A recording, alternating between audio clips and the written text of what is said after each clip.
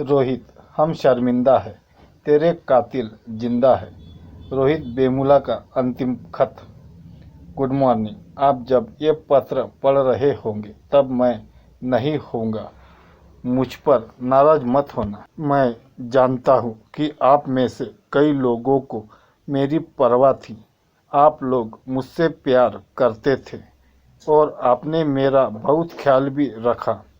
मुझे किसी से कोई शिकायत नहीं है। मुझे हमेशा से खुद से ही समस्या रही है। मैं अपनी आत्मा और अपनी देह के बीच की खाई को बढ़ता हुआ महसूस करता रहा हूँ। मैं एक दानव बन गया हूँ। मैं हमेशा एक लेखक बनना चाहता था, साइंस पर लिखने वाला, कार्ल संगार की तरह। लेकिन अंत में मैं केवल ये पत्र लिख पा रहा हूँ। मुझे विज्ञान से प्यार था, सितारों से प्यार था, प्रकृति से प्यार था, लेकिन मैंने लोगों से प्यार किया और ये नहीं जान पाया कि वो कब के प्रकृति को तलाक दे चुके हैं। हमारी भावनाएं दोयम दर्जे की हो गई है। हमारा प्रेम बनावटी है, हमारी मान्यताएं झूठी है, हमारी मौलिकता वैध है। बस कृत्रिम कला के जरिए यह बेहद कठिन हो गया है कि हम प्रेम करें और दुखी ना हो। एक आदमी की कीमत उसकी तत्कालीन पहचान और नज़दीकी संभावना तक सीमित कर दी गई है। एक और तक आदमी एक आंकड़ा बनकर रह गया है, एक वस्तु मात्र। कभी भी एक आदमी को उसके दिमाग से नहीं आंका गया। एक ऐसी चीज जो स्टारडम से बनी थी, हर क्षेत्र में, अध्ययन में, गलियों में, राजनीति में, मरने और जीने में। मैं पहली बार इस तरह का पत्र लिख रहा हूँ। पहली बार मैं आखिरी पत्र लिख रहा हूँ।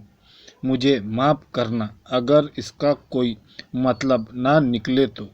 हो सकता है कि मैं गलत हूँ अब तक दुनिया को समझने में, प्रेम, दर्द, जीवन और मृत्यु को समझने में। ऐसी कोई हड़बड़ी भी नहीं थी, लेकिन मैं हमेशा जल्दी में था, बेचैन था एक जीवन शुरू करने के लिए। इस पूरे समय में मेरे जैसे लोगों के लिए जीवन अभिशाप ही रहा। मेरा जन्म एक भयंकर हादसा था। मैं अपने बचपन के अकेलेपन से कभी उभर नहीं पाया। बचपन में मुझे किसी का प्यार नहीं मिला। इस क्षण मैं आहत नहीं हूँ, मैं दुखी नहीं हूँ, मैं बस खाली हूँ। मुझे अपनी भी चिंता नहीं है। ये दयनीय है और यही कारण है कि मैं ऐसा कर रहा हूँ। लोग मुझे कायर करार देंगे, स्वार्थी भी, मूर्ख भी। जब मैं चला जाऊंगा मुझे कोई फर्क नहीं पड़ता लोग मुझे क्या कहेंगे। मैं मरने के बाद की कहानियों, भूत प्रेत में यकीन नहीं करता। अगर किसी चीज पर मेरा यकीन है तो वो ये है कि सितारों तक यात्रा कर पाऊंगा और जान पाऊंगा कि दूसरी दुनिया कैसी है। आप जो मेरा पत्र पढ़ रहे हैं, अगर कुछ कर सकते हैं तो मुझे अपनी 7 महीने की फेलोशिप मिलनी बाकी है। 1,75,000 रुपये। कृपया ये सुनिश्चित कर दें कि ये पैसा मेरे परिवार को मिल जाए। मुझे राम जी को 40,000 रुपये देने थे। उन्होंने कभी पैसे वापस नहीं मांगे, लेकिन प्लीज फेलोशिप के पैसे से राम जी को पैसे दे दे। मैं चाहता हूँ कि मेरी शव यात्रा शांति से और चुपचाप हो। लोग ऐसा व्यवहार करें कि मैं आया था और चला गया। मेरे लिए आंसू ना बहाया जाए। आप जान जाए कि मैं मरकर खुश हूँ, जीने से अधिक, छाया से सितारों तक।